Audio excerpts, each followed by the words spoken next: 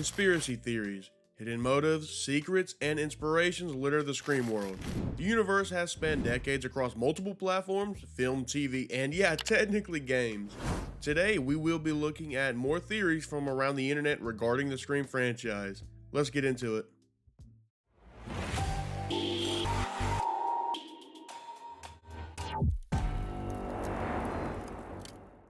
Welcome back, I'm Sippin, and we previously discussed 5 theories ranging from well-known to more unknown. And since you all enjoyed that one seemingly as much as I did, I decided to take a look at even more conspiracy theories, one of which actually revolves around Gale Weathers herself. So stay tuned for that, as it's a wild one that completely changes her character. But I'm not alone. Today I'm joined by fellow YouTuber and friend SheaRants, who I will have rank each theory based on believability. In the comments, let me know how you would rank each theory. Also, one thing I wanted to start doing was a comment shout out, and so I just wanted to shout this comment out from the last video. Thank you for your comment. But lastly, spoiler warning for anything and everything Scream.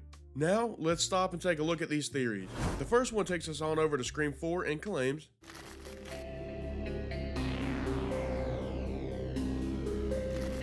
Reddit user TV Show Freak 123 claims Jill Roberts could have survived her attacks because, like how Randy taught us, you have to shit them in the head. Wait, what?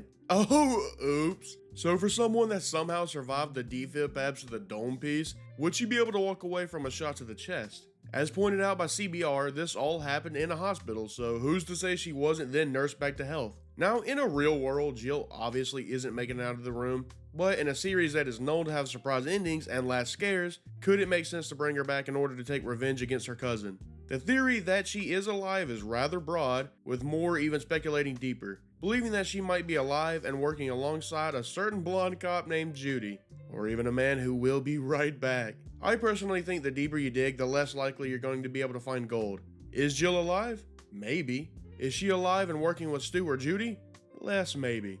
But that's not for me to decide. Well, I like that theory. I think that's interesting. I prefer to see a Stu and Jill tag team. Good old tag team like the WWE. They just have a little match. They just throw yes, shit, like Sydney and Gale in the ring and just like that. A mean elbow drop. No. I'd love to see Jill come back. I don't know about like Judy working with her because she's dead now. Scream 5, but like I do hate her death though, so you never know. Yeah, facts. Knowing your thoughts on it, what would you rate this theory that Jill is alive? Out of 10, I'd say like a 7 because I'd love to see that happen. So that's mainly just me being biased. I'd like to see that happen, but at the same time, probably not going to happen. So I'll give it a 7. Okay, I respect that. I respect it. Now I'm gonna ask you one more little bit, just for fun. So you give that a 7 out of 10. What do you give it out of 10 when adding into the fact that she may be working with Stu or working with Judy? If we take away Judy, we have it be Stu, it's a 10. But if it's with Judy, then probably like a 6. Okay, I respect it. Because like I said, I think the deeper you dig, the more you try to add on to it, the less likely it's going to happen. It's just like, at a certain point, we're asking for too much, or we're digging too deep. Did you enjoy that theory? Do you believe there's any truth to it? While I have you, someone has something they would like to say. Hello, everybody. This is a message from Ty Sippin and me, Dewey. Please subscribe, like, etc. Share with your friends, and enjoy all the incredible horror movie content. My friend Ty's channel. Thank you. Thank you, Dewdrop. But this next theory is one that I only recently learned of, and it's a doozy. The theory states,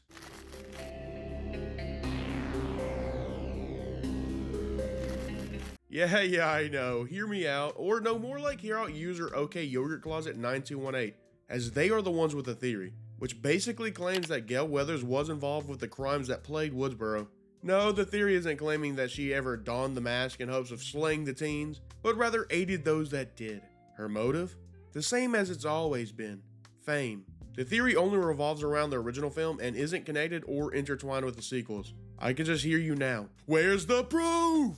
Well, It's in the pudding. Like clues. Clues that aid the theory. Yogurt lays it all out, with some of the clues harder to spot upon a first watch. Firstly, when Billy gets arrested in order to draw away suspicion, Gale seemingly knows and is quickly on the scene just moments after Tatum arrives to pick Sydney up. Next, the trail leads us on over to the party at Stu's. How does Gale know something will go down there? She even tells Dewey you never know when or where a story will break. Well, you just never know when or where a story will break. But why? Upon entering the home, she places a hidden camera in the living room in order to try and catch some of the action on film. And does it work? Almost too damn well. It's almost like she knew it would be a prime spot. What's that? But why would she shoot Billy? Well, Yogurt tells us they believe the original plan was botched and went wrong, angering her, which she soon regrets as she shows regret. That's a lot of damage. So again, why did she do all this? She wanted to be famous. She wanted to be seen as a hero who freed Cotton, saved Sydney, and stopped the killers all on the anniversary of Marine's death. Think about the book sales. The last clue to tie this theory up in a nice little bow is that immediately following the events, she ends the movie reporting on the night by saying, "This is Gale Weathers with an exclusive eyewitness account of this amazing breaking story." She also really fully ends the entire thing by saying, "Come on, this is my big shot." Suspicious. Or is it? I think that's really interesting. Of course, you can't really factor in the sequels and that, but I can see that working, and maybe Gale wanted all the fame, or I guess he didn't want the other two to talk. So once you knew Steve was dead, just shoot Billy in the head, bam, done. But at the same time, I don't know, because the one with Ted knowing where it will be, with Steve's house and everything, that would be kind of obvious. There's a curfew in place. There's a killer who's only killing teens, and they're all about to get really drunk. So of course, if you Yeah, no, I agree. And also, a fun little fact is that some people added into their theory, just trying to maybe spice it up a little bit, I guess you could say. But it's not technically a part of Yogurt's original theory. But the way people will simply just want to tie it to the sequels is they're saying that Gale only had the deal with Billy and Stu, and so that's obvious a way why she is not a part of the Ghostface Killers in the sequels, because she never made another deal because she was already became famous after that point. Yeah, I mean, that'll make more sense, but we also know that Roman was the guy who kind of made deals with Stu and Billy. So, I mean, then again, we do never really know who's the person who was, wearing Colton's jacket and everything when Marine was murdered. I think it's either Billy or Roman, but could have been Gale. Could have been. With a wig or something, you never know. You never know. So, with all that being said, what do you rate Gale being involved in the original murders out of 10? Probably a 6. I don't think it's as believable as the Jill one, or probably any others that will be in this video, but I still think it's really interesting, and I'd like to maybe see that play out, but it's probably less likely, and it's probably less likely just theory-wise anyway. Yeah. I completely agree, and I'm kind of in the same boat. It would be kind of nice to see it away. It would suck because we'd be losing out on one of the mainstays of the franchise, but everybody always says they want to keep it fresh, and that's a way to keep it fresh. That's never happened before. Yeah, and by the way, her character development was kind of ruined in 6 for me, so yeah, I agree. She's revealed to be a killer all along in 7 or something, because she is returning. The next theory actually takes us on over to the MTV TV show, specifically season 2. The theory that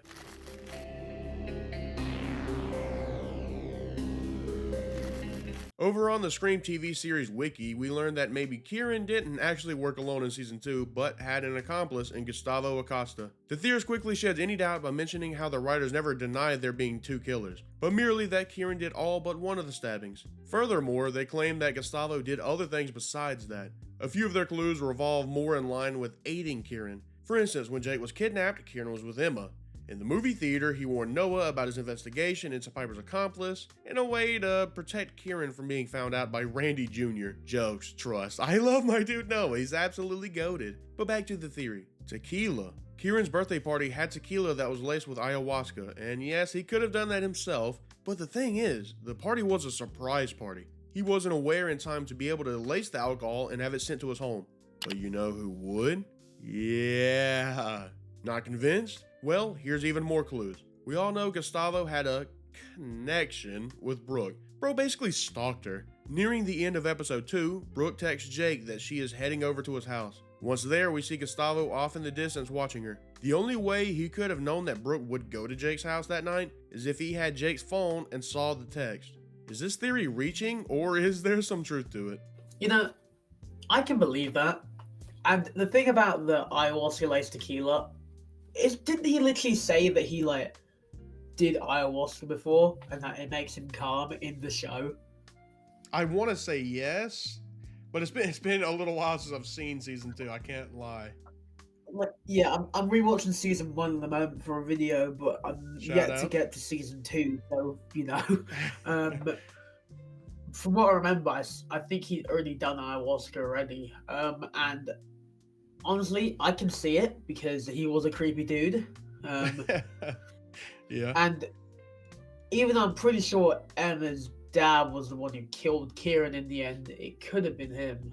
Yeah, and even the theorist claims that they aren't sure if he was the one that did that, but their theory is that if he did do it, their reasoning would be the fact that he eventually targets Brooke, and Gustavo had that weird connection with Brooke.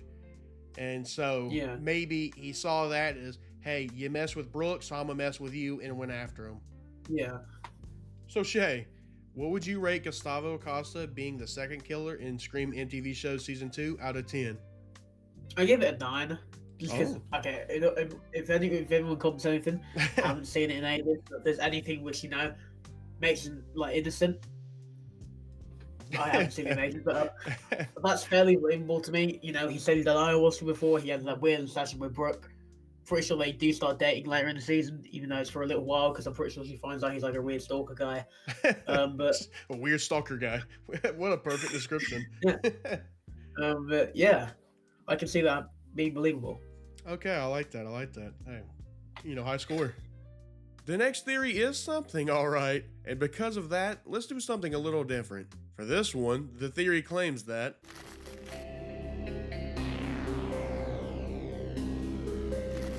this one comes from SheaRants himself, so I decided to have HorrHer join me again and rate this theory, as I can't have bro rate his own theory. It's a 10, I've got to say. It's a banging theory if I say so myself. It was mainly made for a joke, but I'm still saying it could happen, alright? I need that crossover.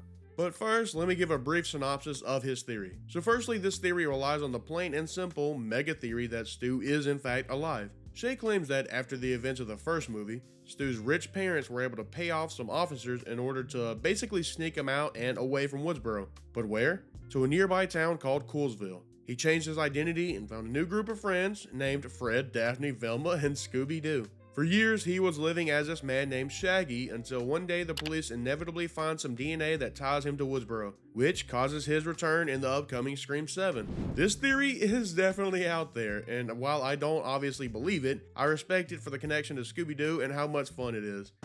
I didn't kill anybody. Nobody said you did.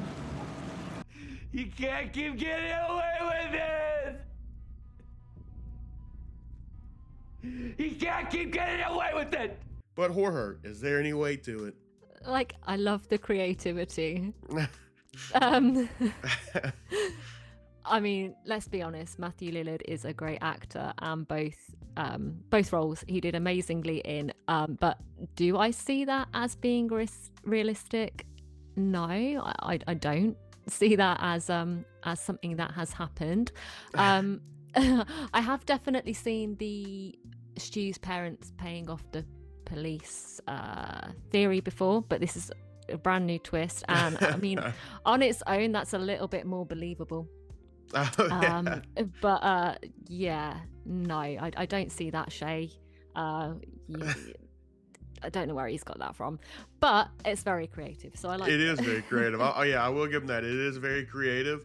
So you don't necessarily think Shaggy Rogers was Stu Macher the entire time? As convincing as that theory is, I don't think that it was Shaggy was Stu at all. No. Okay.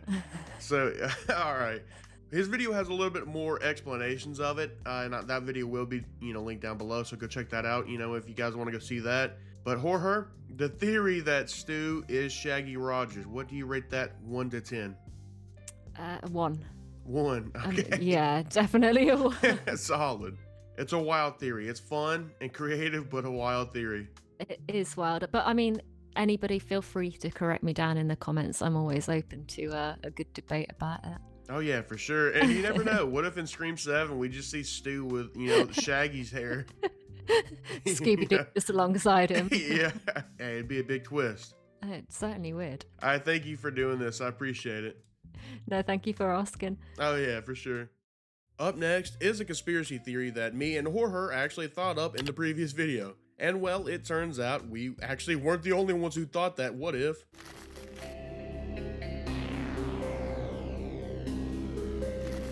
Coming from Nerdist, this theory suggests that Danny, Sam's boyfriend in Scream 6, was the 4th hidden killer, and when stacked with the evidence, could be seen as rather likely. Yes, you may mention how he saved Sam and Co, but look at it like this. It was his cover along with Quinn's. He was the only one who could see Quinn and the attack that was happening, so he would have been able to see Ghostface and Quinn faking her death. This helps clear Danny's name, as it also gives time for Wayne Bailey to fake Quinn's death. Over at the subway station, he was pivotal in separating the group, allowing Mindy to be attacked and left for dead. Still nothing from Mindy. That's a lot of damage. The end of Scream 6 had the police arrive to the theater to the sites of massive casualties, due to Danny bringing in the cavalry, which, according to the theory, was all a part of the plan. But it went wrong. Bailey wanted to end the carnage with Sam receiving all the blame for everything bad that has taken place. He wanted her to be seen as the monster. So Danny did bring the police, but in hopes of seeing Bailey being victorious and not Sam. But either way, he was safe because he never revealed his true identity as a Ghostface. Or was he Ghostface? That's the question. I don't know how to feel about that, but at the same time, it does make sense. But also, there's 2 other possibilities I've got to say, just for that. So, number 1, could be Kirby. She disappears for like half the movie. That is true. Especially in bits where like there's a Ghostface around. And then also, could be Stu, because who attacks Gail in her apartment? That's true. That is true. That's facts. Yeah. It's definitely interesting. The thing that really pushes me with the Danny one is the fact that is the Quinn apartment scene. Like, because it was obviously a fake death. So, they tossed fake blood on her or whatever, the Ghostface was doing this. Would Danny have not have seen that and be like, why is he not actually killing her? You know what I mean? So in my head, he should have either been like, yeah, like he's not killing her, or he should have been like, I don't know. To me, it's just, it doesn't look good for him when he was apparently able to watch it, because you see him, he's the first one to see it. So to me, it's kind of suspect a little bit seeing that happen. Is Danny a killer? And what do you rate it out of 10? I'd give it a 6.5 just because I don't really like it. I'm like, yeah, I still want to. Let's go. That technically is the end of the theories, but I wanted to throw in a small little bonus because, well, why not? The theory ties the original movie to the new sequels. It states,